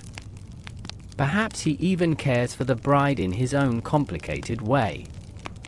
But doubt is a parasite, and once it enters the mind, it feeds endlessly. Meanwhile, the noble and the bride, though separated by guards and walls, find a way to reach each other again. It's not parchment this time, nor flowers or glances. It's a servant, one of the last loyal ones, who risks slipping between their chambers with whispered words. He carries messages in his memory, passing phrases back and forth like beads of prayer. Do not lose hope, the bride whispers through him. They cannot break us if we hold steady. The noble sends back, hope is all we have left. It's not much, but it's enough to keep their bond alive, a thin thread stretched across a widening gulf. Here a quirky tidbit: in 17th century Mughal India, lovers often exchanged messages through mangoes. Courtiers would hollow out the fruit slip in folded notes or small tokens and then present the mango as a gift. Sometimes, entire romances were carried out through fruit baskets. You almost wish these two had mangoes instead of treacherous servants. Because loyalty, you know, is fragile. The servant, as brave as he is, won't hold forever. Fear can break the strongest back. The pressure mounts. The rival noble begins whispering of treason now, not just scandal. If they defy vows to crown and marriage, he says, what else might they defy? Could they be conspiring with enemies? Could their love be a cloak for betrayal? The leap is absurd, but in a kingdom already poisoned by suspicion, absurdity can sound like reason. And then the hammer falls. One evening, guards storm into the noble's chamber. He doesn't resist as they bind his wrists, though his eyes flash with rage. On what charge? He demands, but the guards only shake their heads.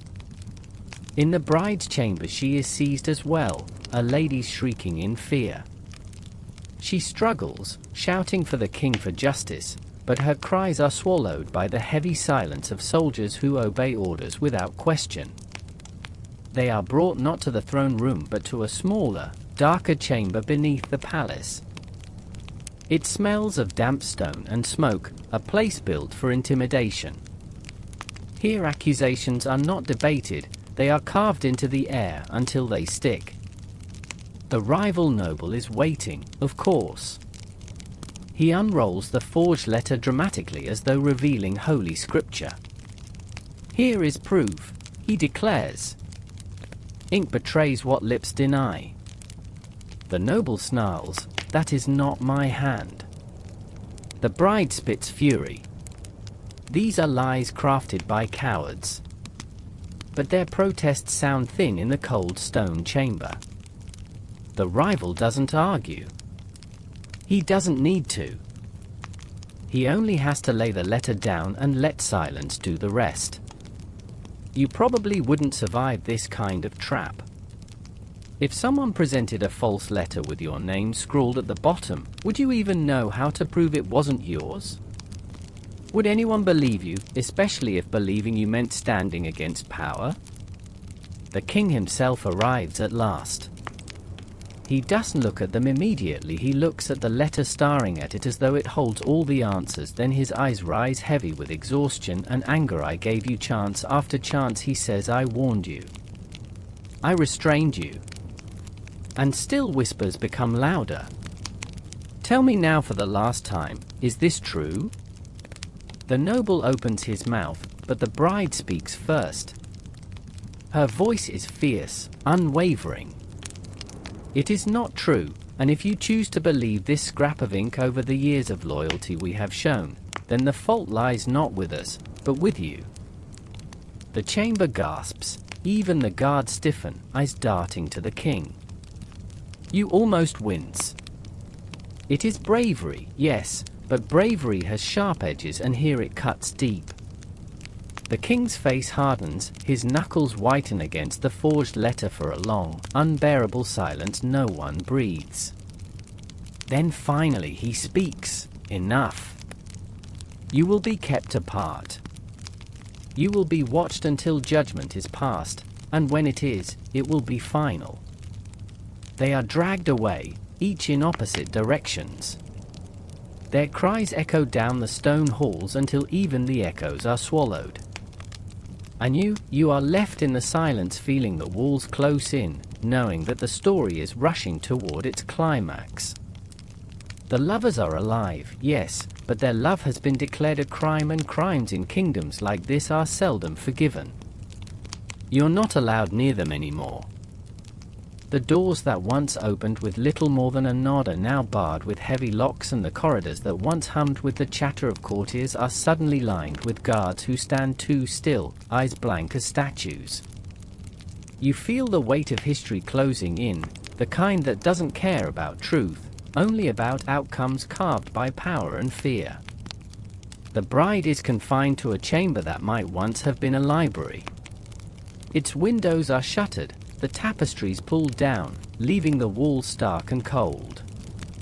Food arrives at odd hours, left on a table by a servant who won't meet her eyes. The noble you hear has been thrown into a lower cell, a place damp enough that moss creeps along the stones and the only light comes from a torch down the hall. You can almost smell the iron in the air, sharp as blood. You want to believe this is temporary, that the king is letting his anger burn down before making a decision, but kingdoms rarely work on mercy, they thrive on spectacle, and already whispers coil through the court like smoke. They make an example of them, that how you silence scandal. Here's your mainstream historical fact. Ancient monarchs loved spectacle justice. In Rome, for instance, condemned traitors were sometimes executed in the Colosseum, not because it was efficient but because it was public. People needed to see loyalty rewarded and betrayal punished, even if the betrayal was more rumor than reality. That's how you remind a population where the power sits. The rival noble understands this better than anyone.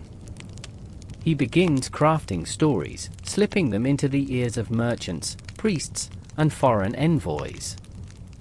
Suddenly the tale isn't just about a love affair, it becomes a conspiracy, a threat to the crown itself. By the time the king's council meets, it already feels like truth. Historians still argue whether kings in these moments believe the tale is or simply found them useful. You suspect the answer lies in the king's face when he finally visits the bride again. He looks older, as if the throne itself has been feeding on him. His words are measured, his eyes careful, but there's a tremor in his jaw when he says, "You could end this. Admit it, confess, and you'll live. Deny it, end." He doesn't finish, but you know what hangs at the end of that silence. The bride, exhausted, straightens her shoulders anyway.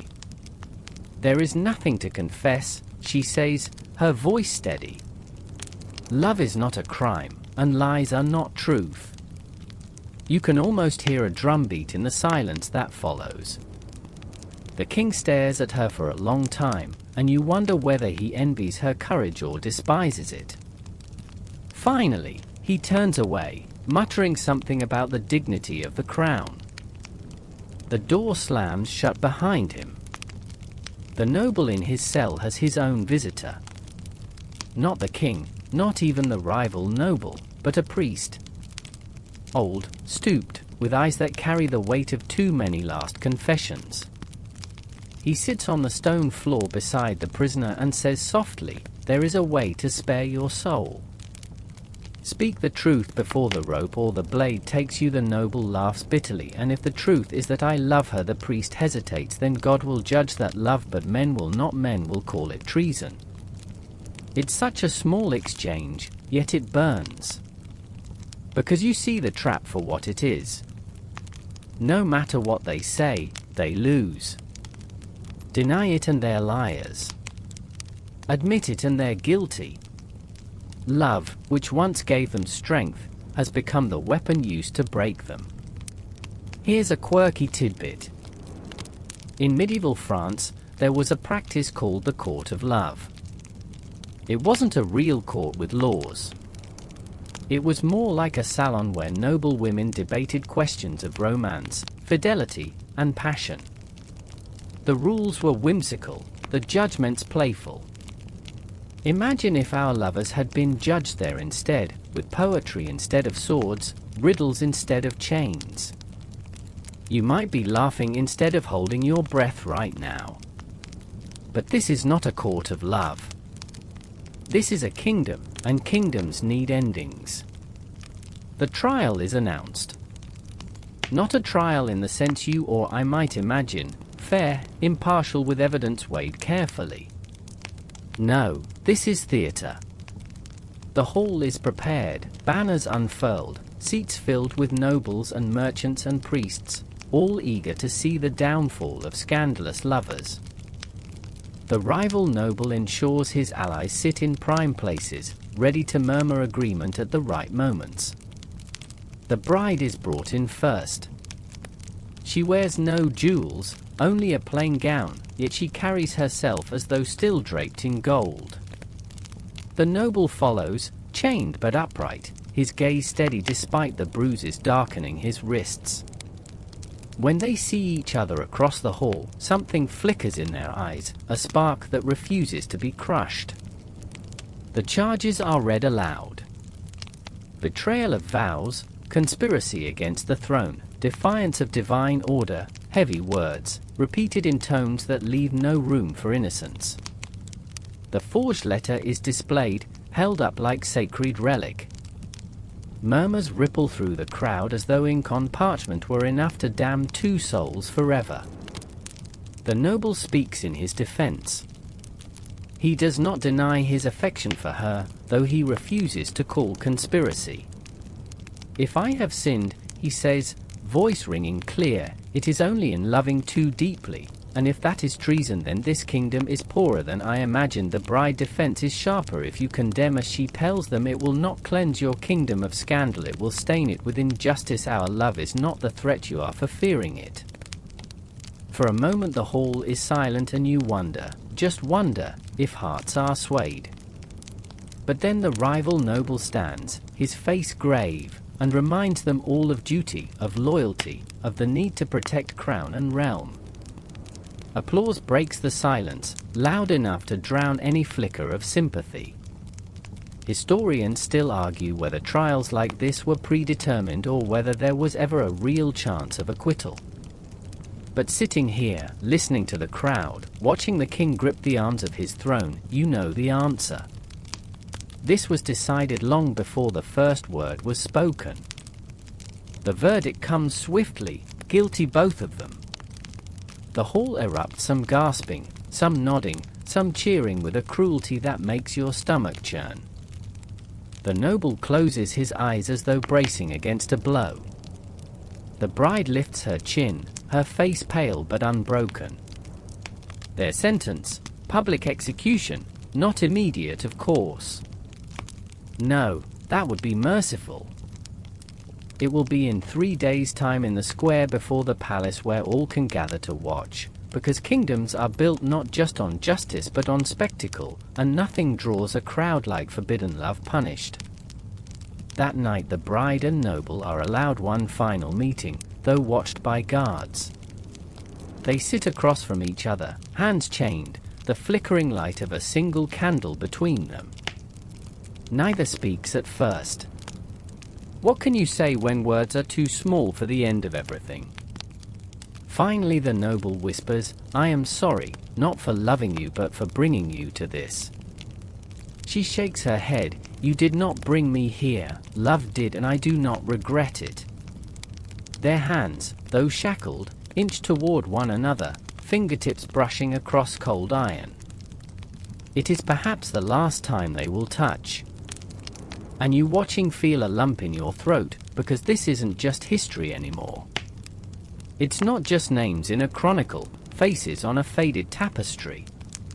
It's 2 people, alive in this moment, who dared to love where they shone and who will pay for it with everything the square is already filling when you step into it. Cobblestones stretch wide beneath the rising sun and scaffolds rise at the far end like skeletal towers waiting to claim their victims. Vendors sell roasted chestnuts as if it were a fair, children weave through legs with sticky fingers, and gossip spreads faster than smoke. You realize, with a strange shiver, that for most of these people this isn't tragedy, it's entertainment. And that, of course, is the cruelest part. The king has ordered the execution to be public.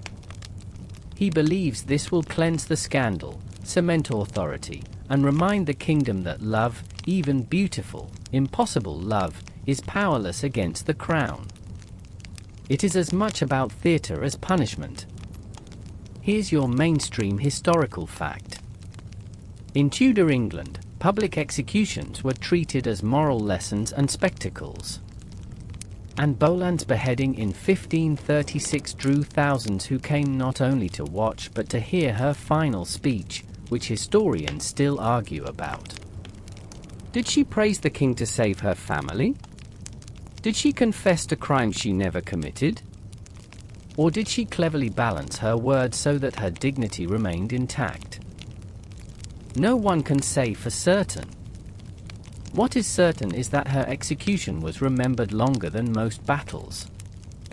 And now, before your eyes, another execution prepares itself to be carved into memory. The noble is brought first. Shackles rattle as he's dragged forward, his once rich tunic reduced to rags. Yet he walks tall, chin up, eyes fixed on the horizon as though refusing to let the crowd see him break. Some cheer his downfall, others spit, but a few remain silent, heads bowed, ashamed. You wonder if, centuries later, their silence will echo louder than the jeers. The bride follows and the square hushes. She is radiant even in plain linen, her hair loose, her face pale but calm. She doesn't stumble, though the guards grip her arms tightly as though she might fly away if they loosened. The crowd murmurs and you hear fragments. She looks like a saint. Or a witch. How could she defy the king like that? Still argue whether ordinary people pitied such figures or celebrated their downfall. The truth likely lies somewhere in between. Crowds are fickle. Pity is fragile when survival means aligning with power. The rival noble watches from a balcony. His expression is unreadable, but you sense his satisfaction. This is the moment he has engineered all along, the final act of a play he directed with forged letters and whispered poison. Yet you wonder, does he feel victory, or does he simply feel the chill of being left behind? The loneliness of a man who won by killing love. The priest steps forward. He offers them one last chance. Confess, repent, beg mercy. If they will bend, perhaps their lives may be spared, though you suspect that mercy would mean lifelong imprisonment, not freedom. The noble looks at the bride. The bride looks back at him. And then they both turn away from the priest, saying nothing. Their silence is louder than any confession could be. Here's a quirky tidbit. In some parts of medieval Europe, condemned lovers were sometimes given symbolic gestures before execution, a shared cup of wine, or even a moment to touch hands. Chroniclers wrote about it as though the gesture softened the cruelty, though in truth it only made the final break sharper. The king, seated high on a dais, shifts uncomfortably. He doesn't look triumphant. If anything, he looks hollow, like a man who has just destroyed something he couldn't control and found no satisfaction in it. Power, you realize, is a lonely meal. The executioner steps forward, faceless beneath his hood, carrying an axe that glints in the morning light. The noble is first. He kneels, placing his head on the block, his voice clear as he shouts, "I die with love in my heart and no shame upon my soul." The axe falls, the crowd gasps, some scream, others cheer, and for a heartbeat the world seems to stop. The bride is next. They offer her the same mercy, to kneel, to speak, to bend. She does kneel, but her words are steady and sharp. "You may cut my body, but you will not kill our love that will live longer than your crowns, your stones, your names." And then the axe falls again. The square erupts in chaos, cheers, prayers, wails. Mothers cover their children's eyes, though too late. Men laugh too loudly to mask their discomfort. The rival noble bows low to the king, but the king does not look at him. Instead, he stares at the bodies lying still upon the scaffold, and you wonder if, in that moment, he realizes he has killed not traitors but a part of his kingdom's soul. The bodies are taken away quickly, but the story lingers. Already, whispers rise. Did you hear what she said? Did you see how he didn't flinch? They loved each other more than life itself. Historians still argue whether such moments planted seeds of change, tiny rebellions against the idea that power could dictate the heart. Maybe this story will be remembered in songs sung quietly in taverns, or in verses scratched on the underside of chapel benches, or in the glances of lovers who swear never to let fear dictate their hearts. And you, sitting in this square, realize that the king's attempt to bury forbidden love has only ensured its immortality. Now the noise of the crowd fades in your ears, replaced by a softer hum like waves retreating from the shore. The square empties, the scaffold is dismantled, and the kingdom continues as if nothing extraordinary has happened. But you know, and I know, that something has changed forever. Close your eyes for a moment. Picture them not as condemned lovers, not as figures in chains, but as two people walking together through a quiet garden, hand in hand, free of eyes and judgment. Imagine the fragrance of roses, the warmth of late sunlight, the kind of silence that is full rather than empty. That is where their love belongs, not on a scaffold, not in a forged letter, but in that endless garden. Their story reminds you, in its own quiet way, that history is not just battles and treaties. It is also the trembling of a hand reaching for another, the stubbornness of a heart that refuses to let go, the whispers that survive even when crowns and kingdoms fall. And tonight, as you drift towards sleep, let that whisper follow you. Let it remind you that forbidden love, however tragic, is proof of how deeply humans yearn to connect, beyond walls, beyond rules, beyond time itself. Now soften your breath. The lights are dim. The hum of the world settles around you like a blanket. Their story ends here, but yours continues into the quiet of night. May you carry their courage gently with you, not as a burden but as a reminder that love, all its forms, is never wasted. Sweet dreams.